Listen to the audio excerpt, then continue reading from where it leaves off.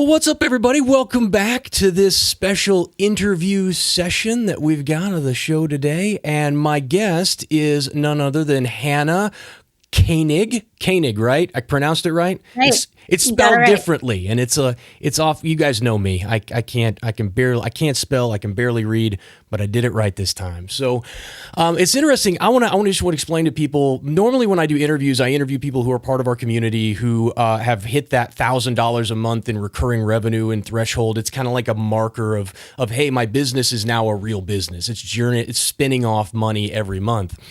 And but I get inundated with people with requests to come on the show from agencies and stuff. And normally I don't pay much attention to them. But your name came up. And I don't know why, but I just went and clicked over onto your website and took a look around, and I read your about page. And one of the things that struck me was that you and I grew up a lot alike, I think, where we were very poor. We weren't on food stamps, but we were pretty close. My mom raised three of us kids on $17,000 a year, and she worked 70 plus hours a week to keep us off welfare. So it was a difficult childhood, to say the least, from a financial standpoint. But we grew up loved and in a family in a house where you felt loved. But you grew up really similar to that. Will you just tell everybody just a little bit about kind of who you are and how you grew up, and then we'll kind of get into entrepreneurship and women and finance and all that stuff? Yeah. So I grew up on the Chequamegon Bay of Lake Superior, like almost Upper Peninsula, northern Wisconsin. But you say Wisconsin and people think like Green Bay or the Wisconsin Dells or Madison. I just think cold. That's what I think. Yeah. Lake Superior. My father was a disabled veteran and had some, mental illness as a result of that. And so I grew up in a really remote area. He had a pension check for my early childhood. That is what we lived off of. He didn't want my mom to work. And I'm the oldest of four. And we were then it was called the WIC program. I'm not sure if it's still called the WIC program, on a small sort of hippie farm. And not only, was it there an issue in terms of just financial resources, but also really, really poor modeling around money management. I mean, the first of the month would come and it was like Christmas for a couple days. And by, the second week of the month, there was no money.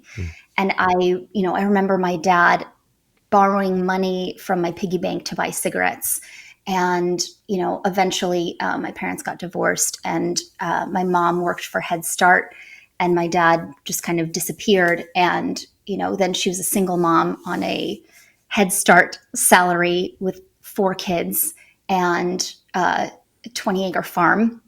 And there was so much struggle. And the only, the lessons I learned, or the things that and when you look at psychology of money and finance, we internalize, as children, we internalize, before the age of 9, we internalize the way that our parents or guardians feel about money, interact with money, fight about money, the things they say. I remember my father would always say, like, what's the damage, when he went to pay for something. And that impacted me really severely in my early 20s. Yeah, I was gonna ask you. I'm sorry, I don't mean to interrupt you, but I'm.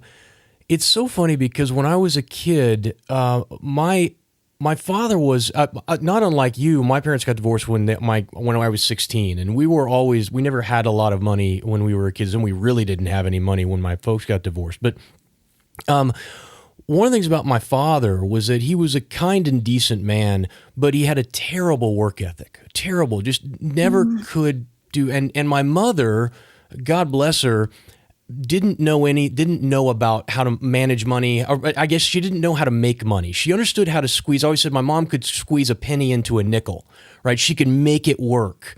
But she didn't have any concept of risk and how to put yourself out there so that you can make enough money that you don't have to have that kind of mindset anymore, where I've got the kind of a scarcity mindset. But what was it?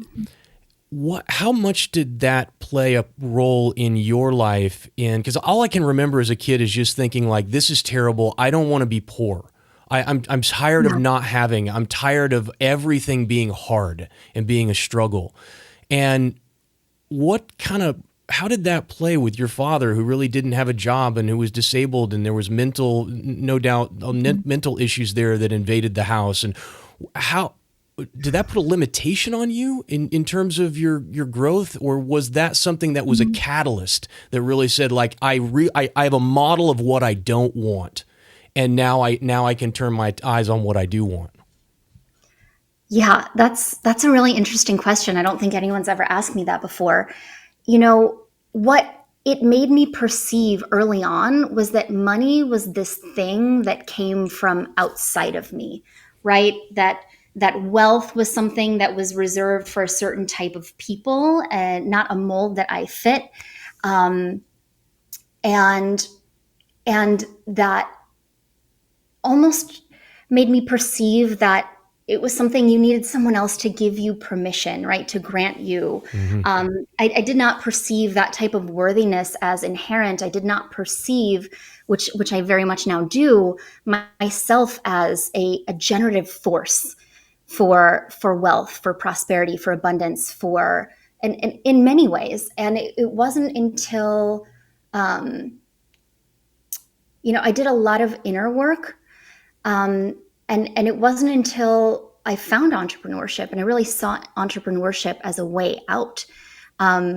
Because I have no past high school, I had no formal education or anything like that. And I spent the longest time thinking, hoping that, someone else would figure out finance for me. Mm-hmm. Someone else would deem me as worthy enough to be able to earn well, live well. I always wanted more.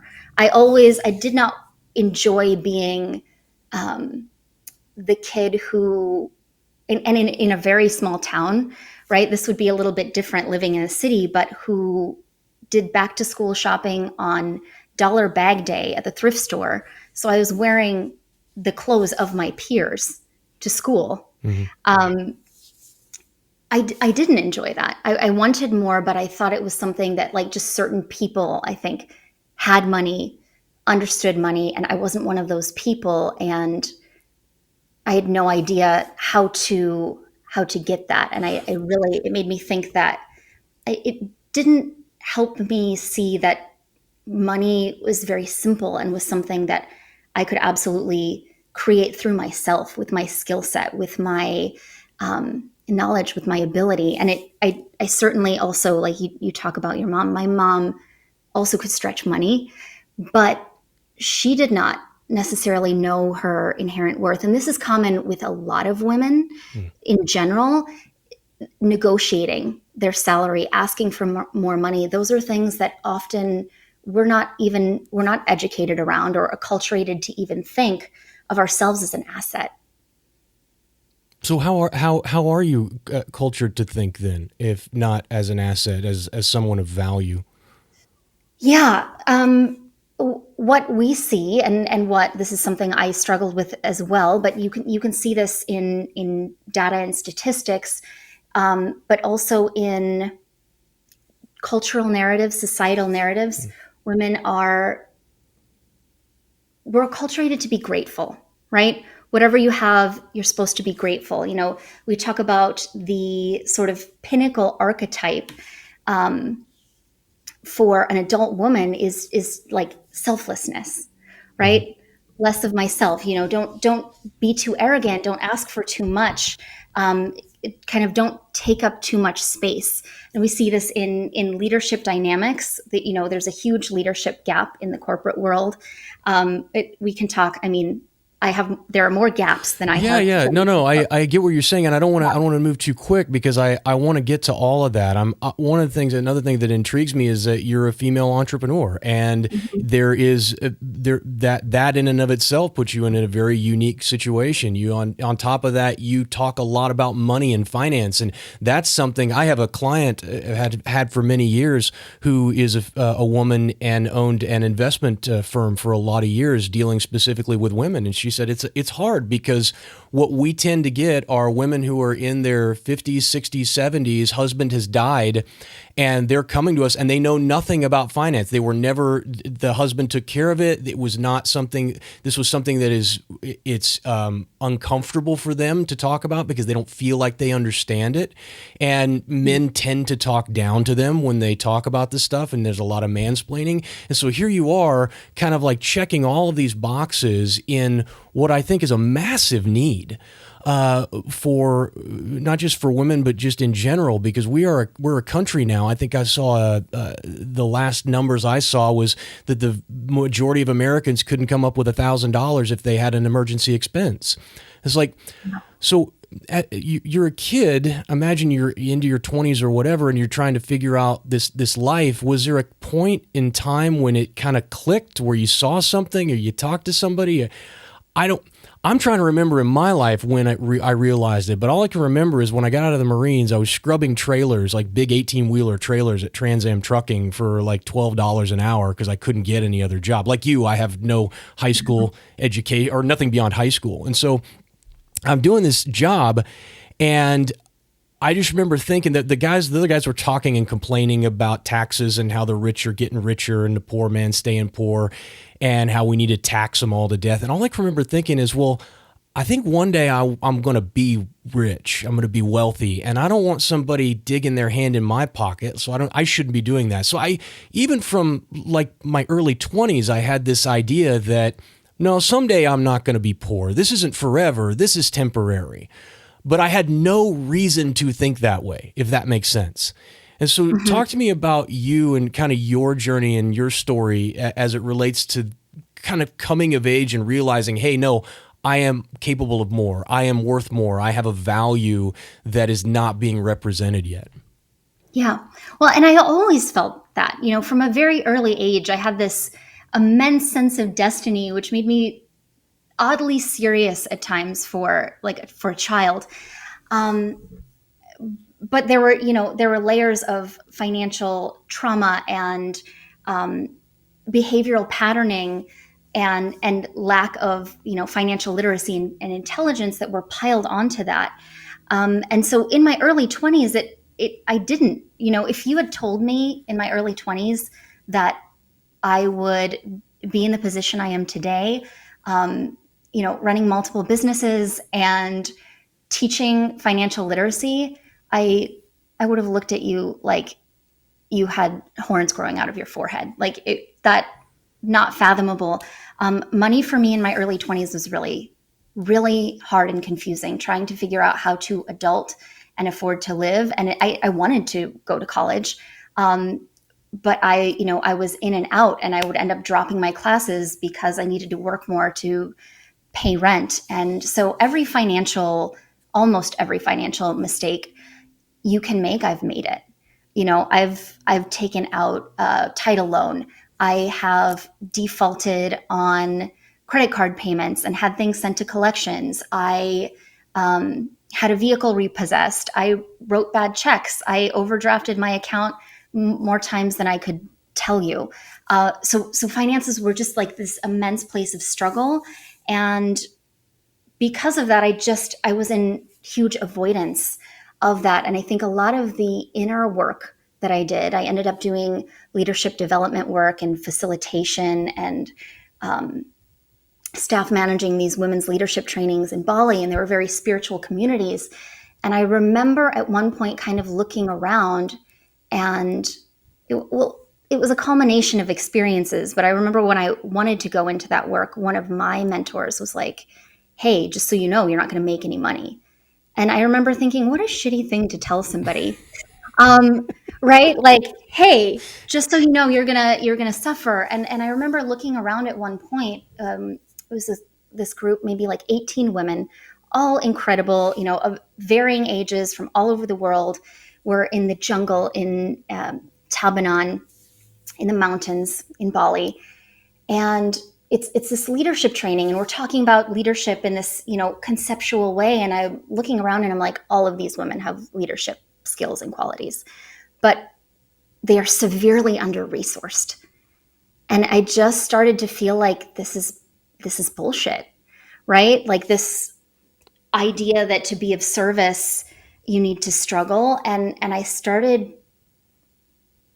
I started being really uncomfortable or really aware of these narratives of like, it's, being okay with being poor, being okay with being under resourced, and realize that I wasn't okay with that. Mm. Which is when I saw entrepreneurship as a way out. And the truth is, like, if you let it, entrepreneurship can be an incredible tool for building wealth. And so for me, it was just like, I need something else. And I live in the Midwest. I lived on the East Coast for a little while, and I was traveling and I was teaching yoga and I was facilitating these workshops and leadership trainings. And when I ended up back here where my family is, I couldn't make money doing that. So then I was like waiting tables and bartending and walking people's dogs and doing odd jobs. And I was so exhausted with just scraping by. Yeah. I'm like, clearly this is not working for me, and it's not working for people around me. I want more. I'm pretty capable. I've traveled the world on pennies. I've done a lot of things, very independent, by myself. I knew I had a sense of what I was capable of, and I had a sense of desire and desire to contribute in a way that felt meaningful. And I also had this feeling, I think it's kind of like, have you ever made a meal when you have next to nothing in the kitchen and it turns out to be just like a great meal because you have to get creative? Yeah. Well, I felt like I didn't have a lot of options. I was like, nobody's going to pay me what I want to be paid, right? Nobody's going to hand me a multiple six-figure salary with a benefits package. And even if they did, I wouldn't feel equipped probably to fulfill that position, because I think that there are all these tiers of hierarchy and expectation and letters that need to be behind my name. But entrepreneurship felt like this space where none of those rules applied. And so that's when I leaned into that. And it can be a really empowering step. It was for me to start to understand my own capacity to earn. Yeah. How did you settle on a financial literacy, I guess, is kind of like an education? Before I owned the consulting company I have now, I owned a trading education firm, and I taught currency trading, and I learned how to do that while I was overseas it's a whole nother story, a whole nother life. But I realized when I started that company, I started teaching people what I was doing, and they were getting results. They were seeing, they're like, "Hey, man, this is actually working for me." The immense amount of just satisfaction and sense of accomplishment and value that I felt like I was delivering to the world was something that I hadn't expected. Like you, if somebody had told me, 10 years before that I'd be, running a multi-seven-figure consult or education company for currency traders, I'd have been like, "You're absolutely crazy." But what was it for you that you settled on financial literacy, something that arguably you really struggled with over the years and that a lot of people struggle with? Yeah. Well, I didn't at first. And I think that's really important to acknowledge. And a lot of successful founders that I speak to, where they started is not where they ended up. And so if you're just starting out, for me, it was like, and this is advice I would give any new entrepreneur, anyone starting a business: figure out a skill set that you have that you can capitalize on right now, because it's likely not what you'll be in for forever. So I originally started just with coaching, right? Just life coaching. And all of my early clients pretty quickly did not actually want more tools for mindfulness or well-being. They were like, how do I do what you're doing? Right? How do I resource myself? How do I take all of these skill sets that I have and provide for myself? And I was in the early stages. I'm like, I can show you how to do what I'm doing. And so I started helping people build business, and that was never my plan. And it took off really, really quickly. And I was like you, I was seeing great results with my clients. and it was terrifying for me because I was like, what qualifies me to do this? Yeah. There was a huge amount of imposter syndrome, and when you look at the science and data around imposter syndrome, it's both confidence and competence.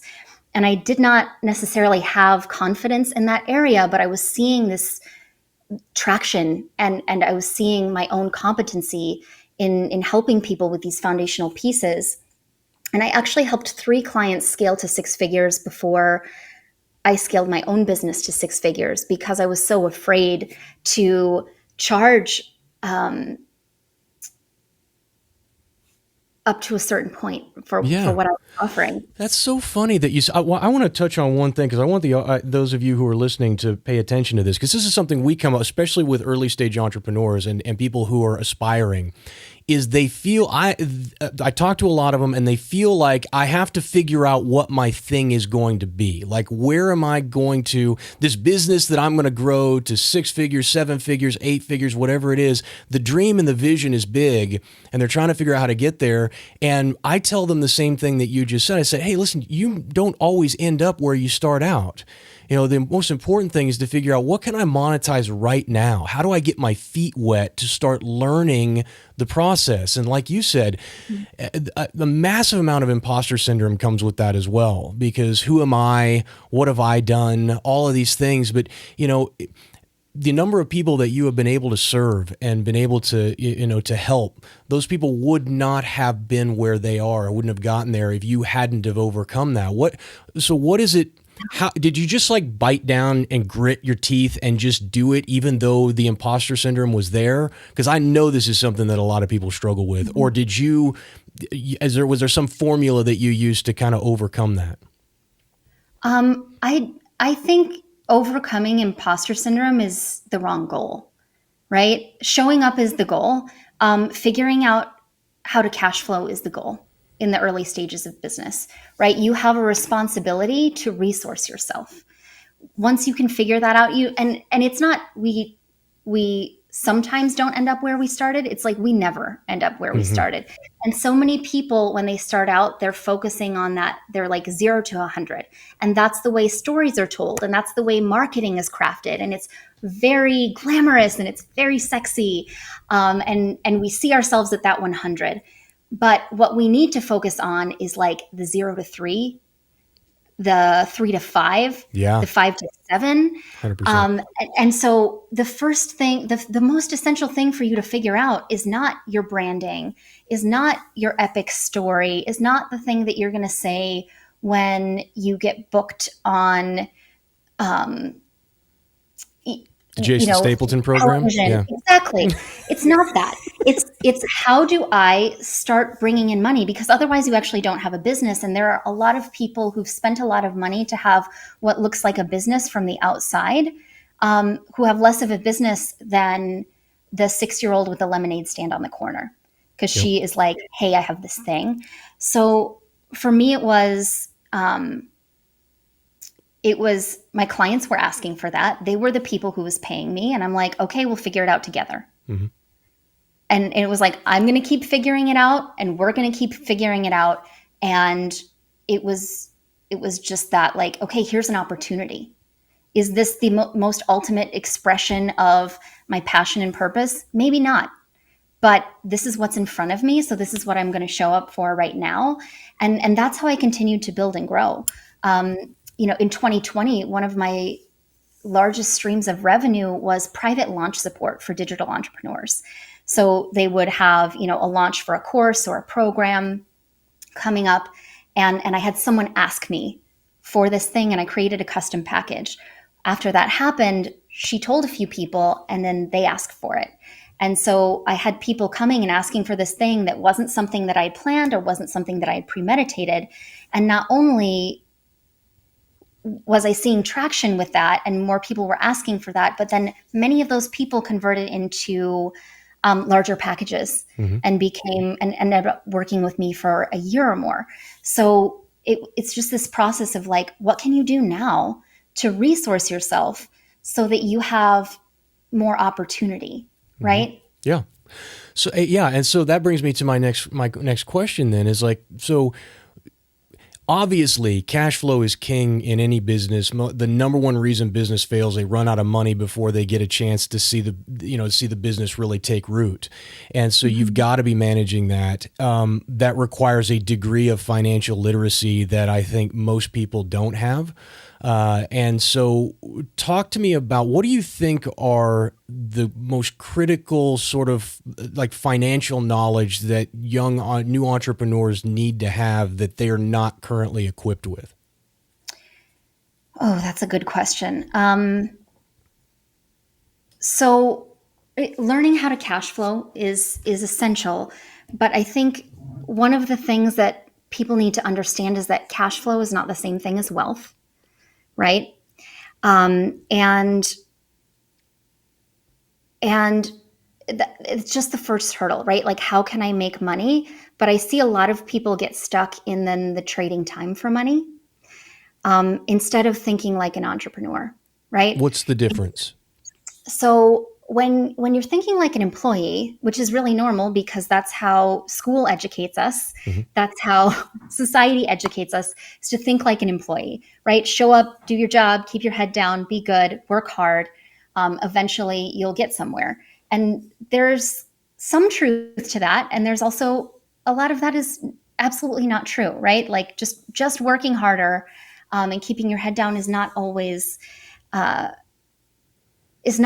going to provide you with, a wealthy, abundant, prosperous life. No, yeah. I always said, if hard work got you rich, then the guy pouring asphalt on the street in July out here in Scottsdale, Arizona would be a multi-gazillionaire. That, hard work is a necessary component, but it's not the thing, and the harder you work doesn't always mean more money. You've got to be more, you've got to understand what you're paid for and get out of that time for dollars trap. But I agree with what you're saying.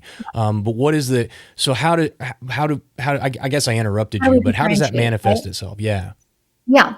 So after you've figured out how to cash flow, what often happens is, and this is where I found myself, I had a multiple 6-figure year. I learned how to cash flow, and I had a few realizations. One, like, cash flow wasn't wealth. Two, trading time for money was drastically capping my income. And I had zero financial literacy. And then I started to think about it like an entrepreneur, right? If you are not thinking like an entrepreneur, you're creating more jobs for yourself, right? This is where we see that cap. What does that mean, though? What does it mean to think like an entrepreneur?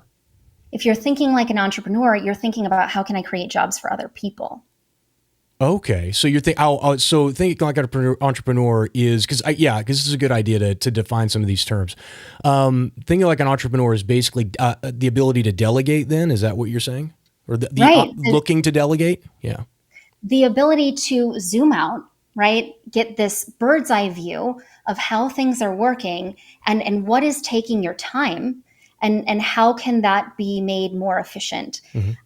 For example, right? Like, to be an entrepreneur, you don't always have to have like this inventive idea. You could acquire another business, right? You could go and say, oh, there's a bakery that's been here for 20 years and these people are about to retire.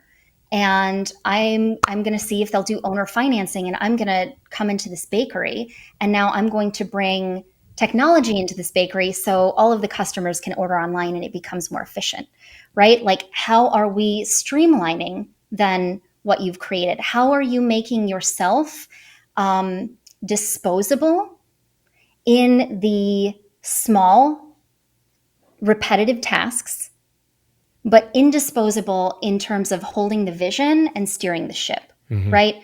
So how are you becoming the captain and not just somebody who's rowing?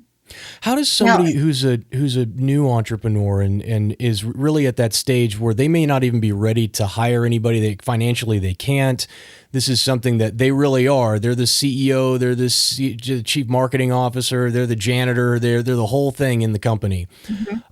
How does one go from, how do you begin to build a business with a mindset to be able to delegate while you're still having to do everything? Do you just have to hustle your way to $10,000 or $20,000 a month in revenue, where you're like, okay, now I'm making enough to hire somebody to handle some of these things that are costing me too much time? Talk to me about that. So it's not always hiring somebody, right? Like there are many ways to remove yourself from an equation, right? Documenting your processes is one, right? So SOPs are that is one way of taking something that you are generating from scratch, templating things. That's something I did early on. So it's kind of this and both. It's like playing a game of chess.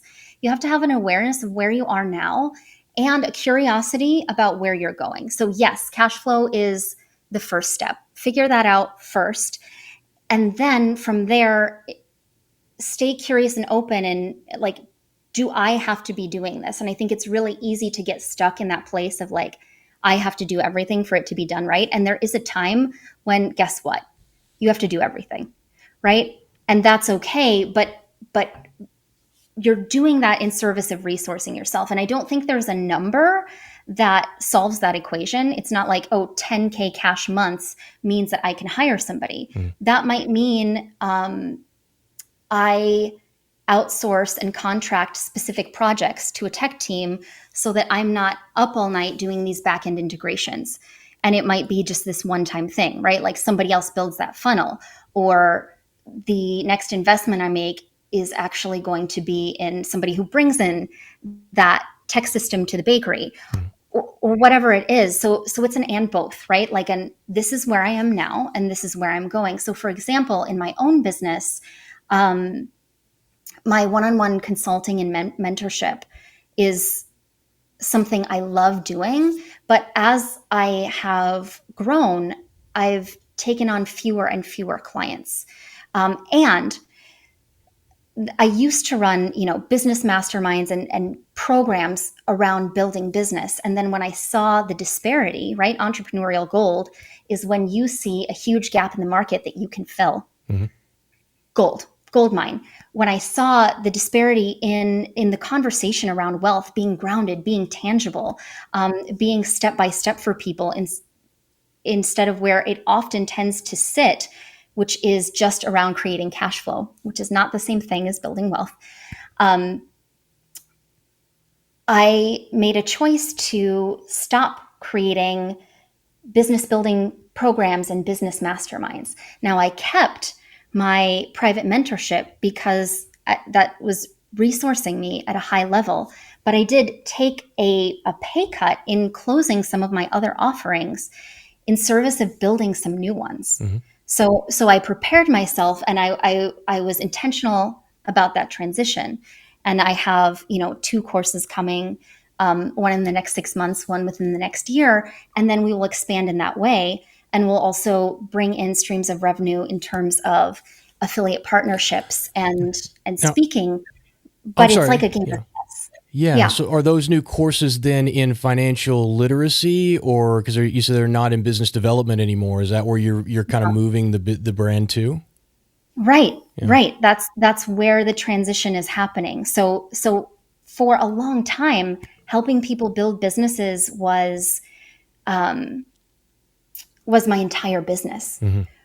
And I also felt conflict with that because where I saw the best results was my one-on-one mentorship, and still is. Why? Because businesses can't be templated, right? It's important to learn the fundamentals. If you're a new entrepreneur, joining a group program or a course or a mastermind can be really, really supportive because you have to learn the language of business. You need community of other business owners. But after a certain stage, and I'm working with more established entrepreneurs, or at least traditionally I have been, the blueprint actually doesn't serve people, right? An emulation model does not really serve people. And what happens is the disparity in emulation models is it only works for about 10% of the people because it's designed by a certain person to work for a certain person and then watered down a little bit to be general. And then even for that 10% of people that do get those epic results, it's not necessarily sustainable, and it's not designed by them or with them in mind, and it's definitely not designed to grow with them. And what works for me and my business model is not necessarily what will work for you. We have different strengths. We have different ways of approaching things. We have different weaknesses. We have different skill sets. We have different resources available to us. So I saw that, or I felt that shift within myself.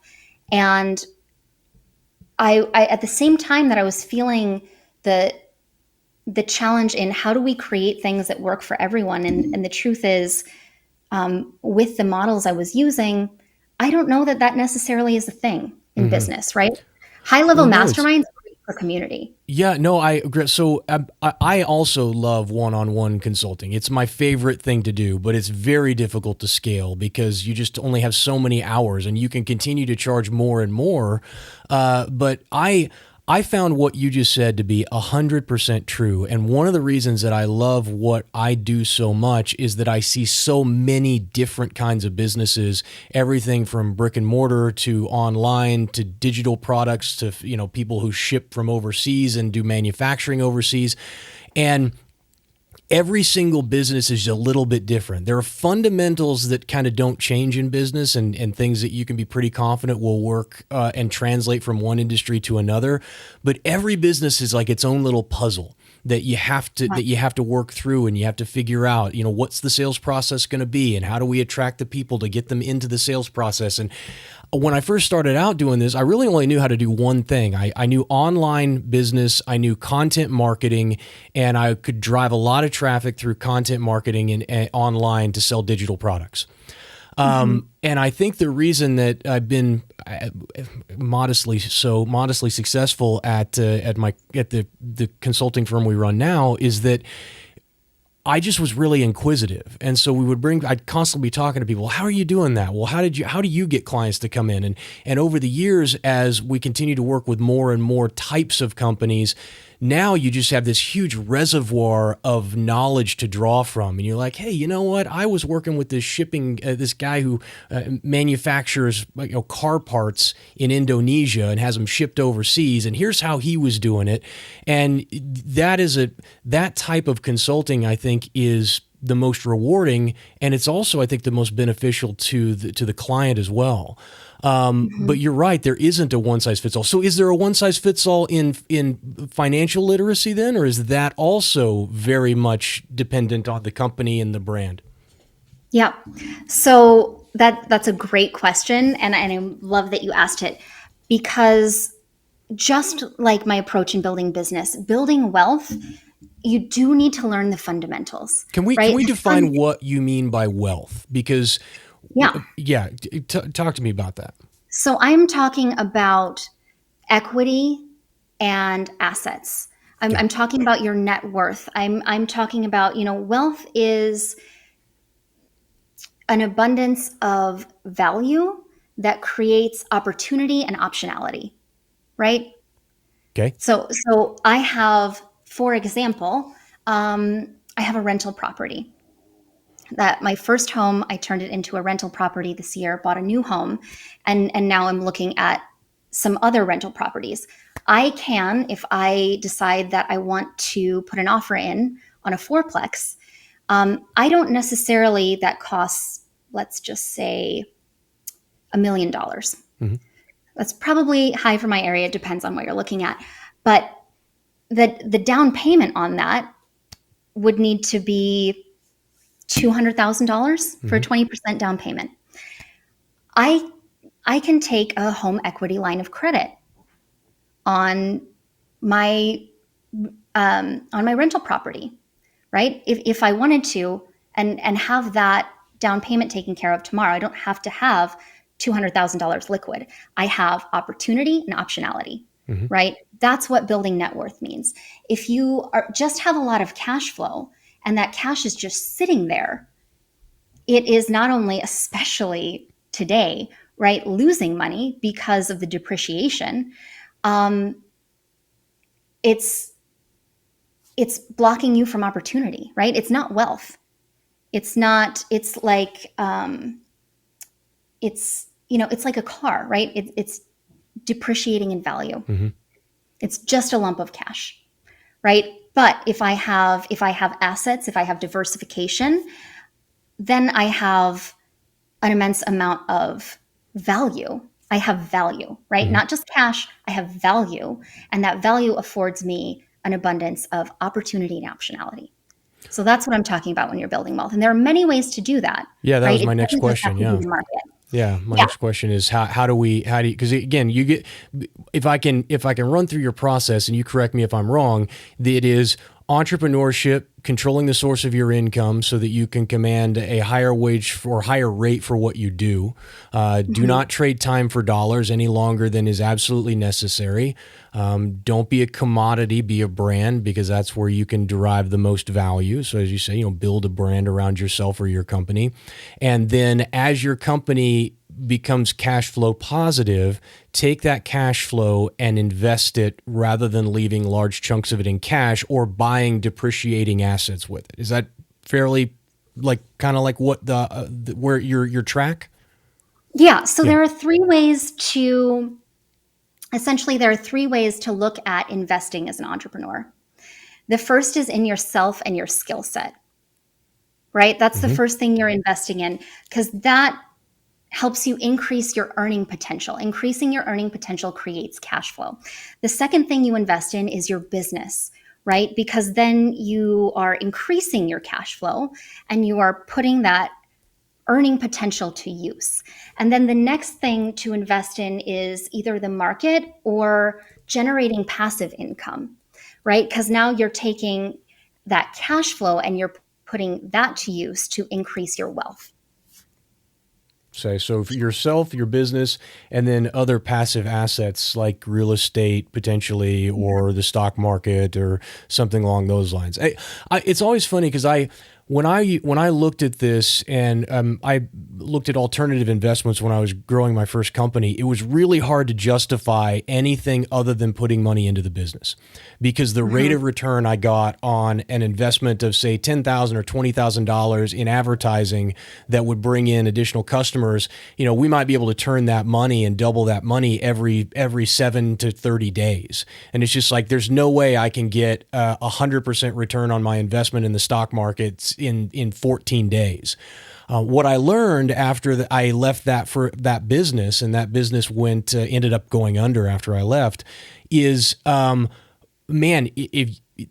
it's never good to have everything in one place, even if you're managing the basket really well. And the Warren Buffett quote is, put all your eggs in one basket, then manage the basket, even though that's not at all what Warren Buffett does. I found that it was important to diversify outside of the business, even though the rate of return may be better in the business, just simply because you need to have risk kind of spread loaded across a lot of different asset classes. Is that something? Would you agree with that kind of that philosophy? Absolutely. Yeah. Right. So, for example, one of the speakers at the wealth event I do annually, she had the first women's only gym in Atlanta that had childcare. And that business took off and it was cash flowing super high. And then she got in a massive car accident and she could not show up. And then instead of having an asset, right, this machine that was cash flowing for her, she had a liability because she had huge overhead and a huge team. And she wanted to come back, but physically could not. Right. And that business went under. So diversification in general, even if you're just investing in the market, often when I'm recommending where people start, I recommend things that aren't, I recommend like index funds or mutual funds that are pretty boring, right? They're not that like shocking, dramatic, 10x your return. They are steady and slow and reliable. Well, they also tend to outperform. Both. Yeah, they tend to outperform managed funds. So it's like, why would you pay to have somebody manage a fund for you when you could just buy an index fund and it's going to, over the next 15 years, 20 years, it's going to well outperform these managers who are picking stocks. Exactly. And when you understand compound interest, it's okay to have things that aren't exciting and aren't dramatic. And it's sort of, you're navigating, it's an and both. So in that business, when you're cash flowing really high, it's like, oh, we can put this into ads and double, triple, quadruple our cash flow.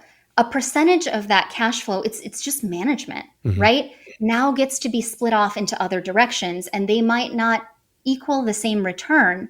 So you're still prioritizing putting money back into the business, but now you are diversifying, right? That there's a reason I'm still running my business. However, my business is me. Yeah. What if something happens to me? What if something happens to me and I can't show up like I show up? Well, thankfully, I have money in the market. I have passive streams of revenue in real estate, right? There are other options at play.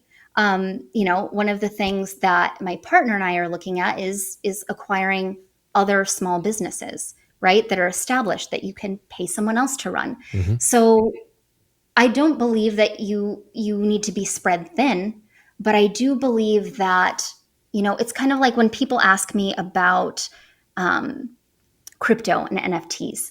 I think all of that world is really exciting. And I also think that if you want to do that, great, and have something traditional set up as well in case, Yeah. right? Oh, I agree with So you it's 100%. risk management. That area, like I understand currency markets really well, and I was a professional currency trader for 15 years, and what I tell people is you don't come into this market if you don't understand what you're doing. And I've always said that you can whittle down personal finance to two things. You don't need books. It's two things: spend less than you make, and then invest the rest in things you understand. And if you don't understand it, don't put money into it.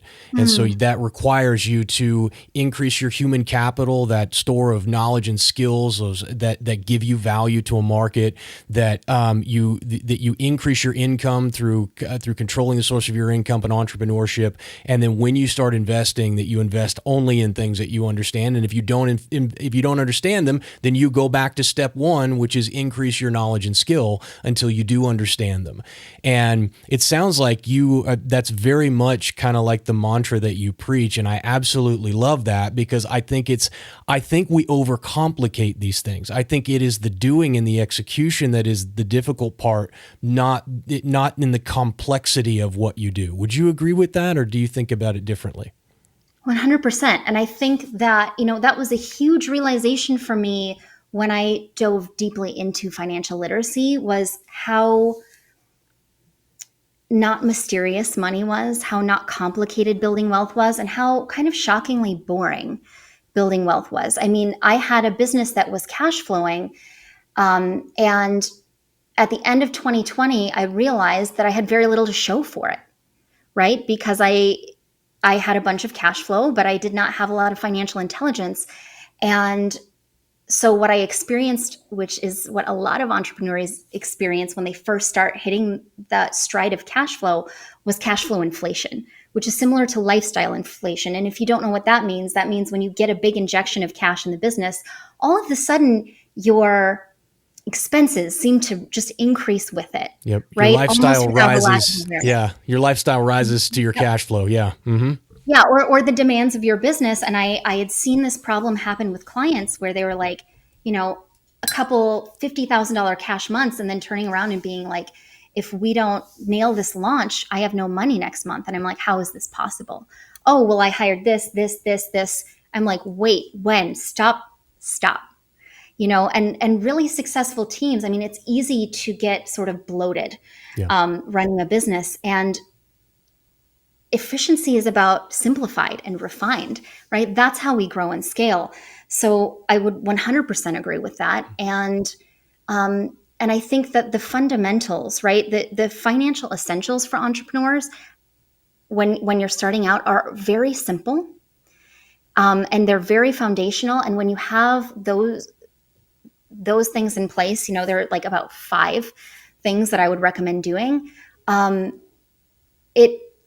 Your relationship to money and earning money, not only your relationship to it, right? Because sometimes when you're without money, and this is the psychological and emotional, when you're without, you just think that more money is the answer. Yeah. Right. Or at least I did. Right. I was like, more money will fix the problem. Yeah. Mm-hmm. More money will fix the problem. Turns out more money didn't fix the problem. I had to humble myself and learn. So when you when you start to experience that cash flow, um, then if you have these foundational systems in place, not only will it not be so scary, because I was actually more scared when I had more money coming in than I was when I had it without, because I knew who I was without money. I didn't know who I was with money. But also your ability, right? Like the amount of return for your output will increase as well. Well, now you've got an event coming up too. It's a free event, right? That people can come and actually learn a little bit about the person. About is it specifically geared towards entrepreneurs, or is it men and women? Talk to me a little bit about it, just so everybody kind of, because I know there are going to be people who want to go deeper on this than we have time for today. So tell me a little bit about that. Yeah, it's called the Leadwell Summit. And you can find us at leadwellsummit.com. I know Jason will share a link. Yeah, I'll drop a link. Yep, it's a free 5-day event. All financial experts. We have Vrinda Gupta. She's the founder of Sequin. I think they just had, their Series B. They were overfunded in their Series B, so she's an incredible fintech founder. But really, everything from investing to how to pay yourself as an entrepreneur, to financial trauma and literacy. We have 15 experts, three speakers a day. Actually, I think we have 16, but those will be bonus. So that's a surprise. It's completely free. Come join us. You can watch in your own time. So the sessions are not, even though it's 5 days, they're not timed where you have to show up live. Oh, that's nice. They're pre-recorded. Okay. Yeah, they're pre-recorded, and also our speakers are sharing resources. It's all about building wealth, and it is for entrepreneurs. It is for everyone.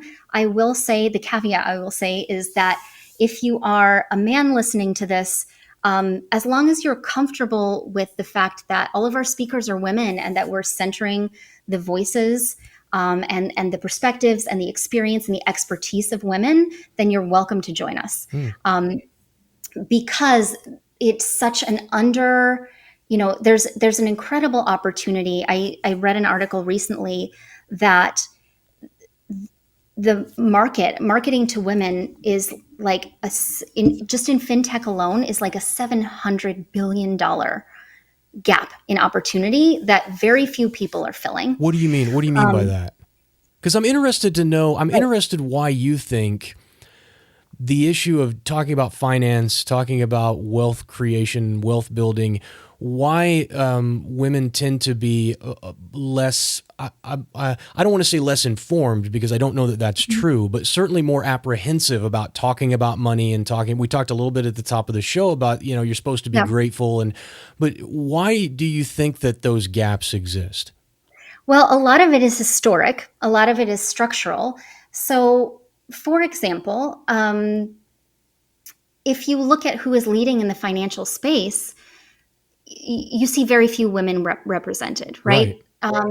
It wasn't until like the I think it was 1974, that a woman could own a bank account could open a bank account without having her father or husband or brother as a co-signer. What year? 1974. Get out of here. Is that true? That is true. 1974, right? You had to have a father or a husband co-sign for you on a bank account. To open your own bank account. That's insane. Insane, right? So some of it is, and our culture has changed, right? In the 30s and 40s, even in the 50s, men were the sole provider. So some of it is literally cultural. And the other thing I will say is that when leadership is predominantly male, it's just like if you got a group of vegetarians together and you said, hey, will you plan dinner, right? They will probably come up with some stuff you've never heard of and do amazing things with zucchini and with portobello mushrooms and kale and whatever, but they will probably not even consider making a roasted chicken. Yeah.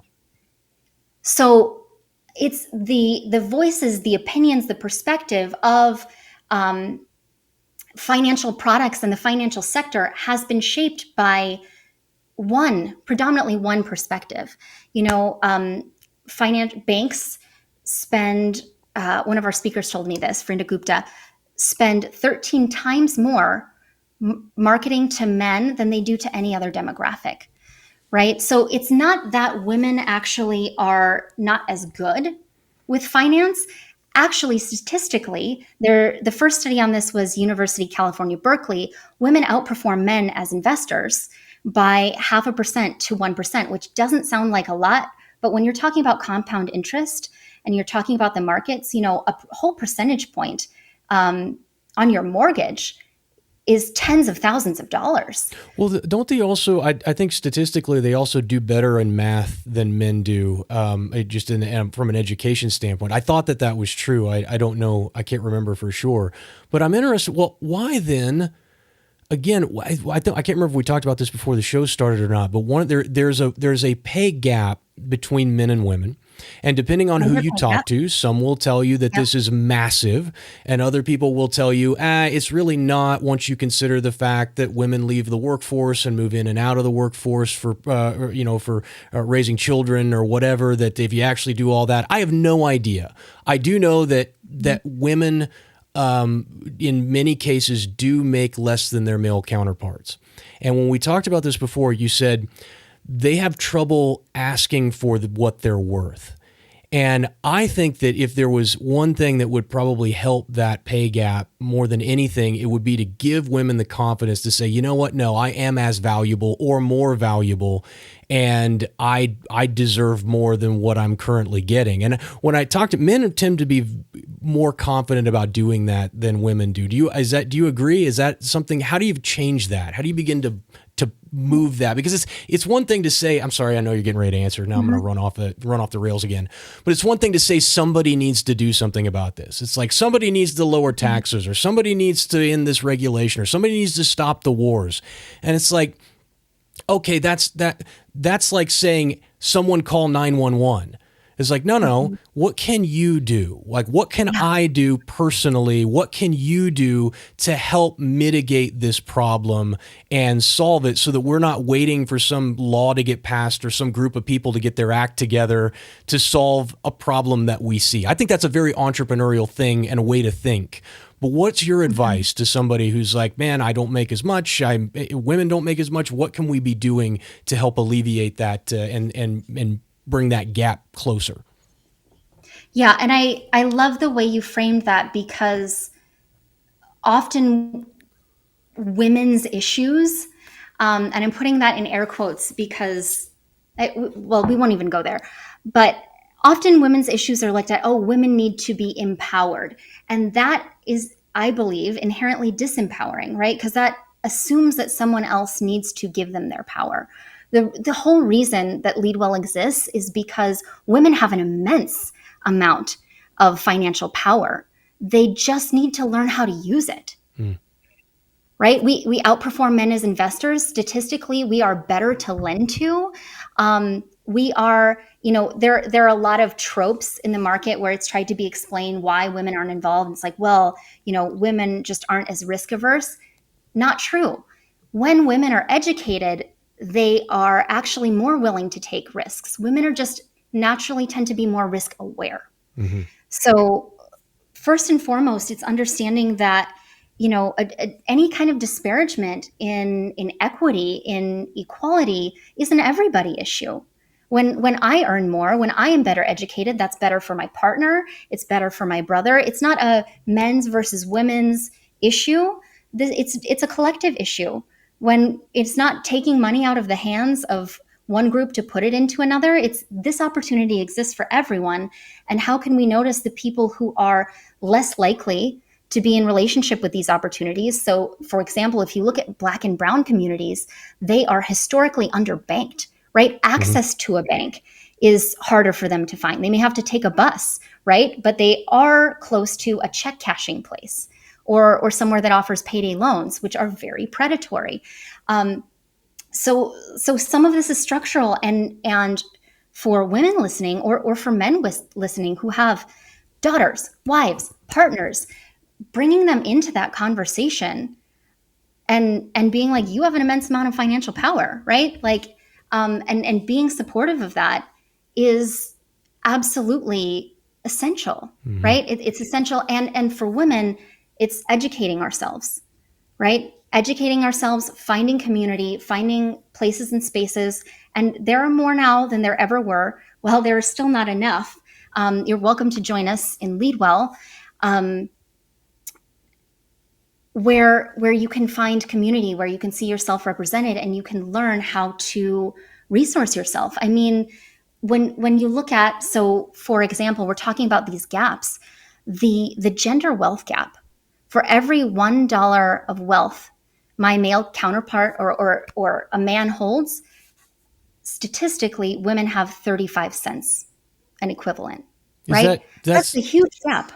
oh sure. Oh, wait, you're saying men make 70 cents more on the dollar than women do? That seems like No, a not okay. not what they make. So that's the pay gap, Okay. different gap. But there are a lot of gaps that create, for me, like my secret mission is, how do we close the wealth gap? Hmm. Right? Because yes, I want you to earn more, and yes, I want more diversity in leadership, but wealth gives us opportunity and optionality, Hmm. right? And so beyond that, it's the same. Like entrepreneurship, for me, entrepreneurship is this incredible tool for wealth building. How do we mitigate? So the gap is, women have statistically 35 cents of wealth across the board to every $1 of wealth that men have. Oh, okay. That's So like that's investable assets, assets. Yeah, that's got it. Okay. equity, right? Portfolio, etc. Generational wealth, transferable wealth, not cash on hand. Hmm. Got it. Okay, No. and that makes sense. I could definitely see that. That's so interesting. I am yeah. Well, and to a degree, there's always going to be a wealth gap because there's always an effort gap, right? There will always be people who have less money and people who have more, just simply because of a number one, effort, but I think also risk tolerance. It's you have to be willing to take some risks in order to reach the next level in anything in life, in business and financially. And some people just aren't. They're too busy, holding on to the scraps that have been thrown down from the table of of the people who are making the money, that they're not willing to try and crawl their way up to the table to have a seat. And I think that for all you guys who are listening, that man, if you're not where you want to be, take a look at your effort and your risk tolerance, because those are two things that are going to have the biggest impact on whether or not you're going to actually achieve the level of success that you want. And I mean, Hannah, I love what you're doing. I love the fact that I love the idea of, I have 3 daughters, so I love the idea that there's somebody like you out there who is empowering them and giving them the resources that they need, that they're going to need to not have to deal with the sort of issues that women have had to deal with over the last few generations. I've always said this is a really incredible time to be alive, because for the first time in human history, you're allowed to consider, anybody gets to consider their own self-actualization, their own self-satisfaction with the work that they do. That you don't, for the first time in, well, maybe the last generation, but my daughters don't have to worry about finding a man to take care of them. That's not an issue that they should have to deal with. And I appreciate you coming on the show and talking about it. How do people find out more? I'm going to leave the link to the event that you've got, but how do they find out more about you? Yeah, it's leadwellsummit.com, LEADWELL.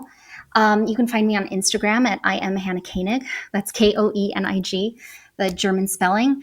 And drop into my DMs, say hi. And what I will say, is, even if money feels hard, even if it feels confusing, even if it feels like it's something that's not for you, even if you're an under earner, right? You don't have to have a lot of money to start building wealth at all.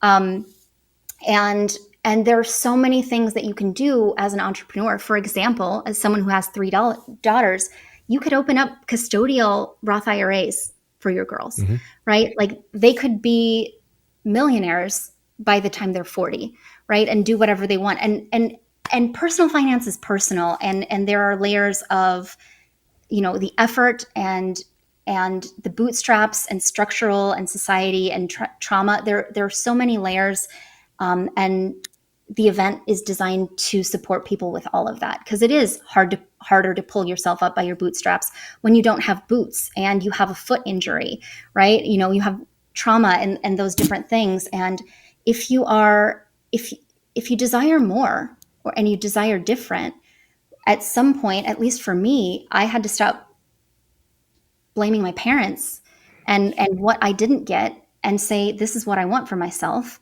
And I'm going to connect with the people who can support me in creating that, because it's absolutely available to you. And it's a lot less complicated than you'd imagine. Mm-hmm. Yeah. I think that's a great place to leave it. Hannah, thanks for coming on the show. Thanks for being here. And I wish you the best. Yeah. Thank you so much for having me.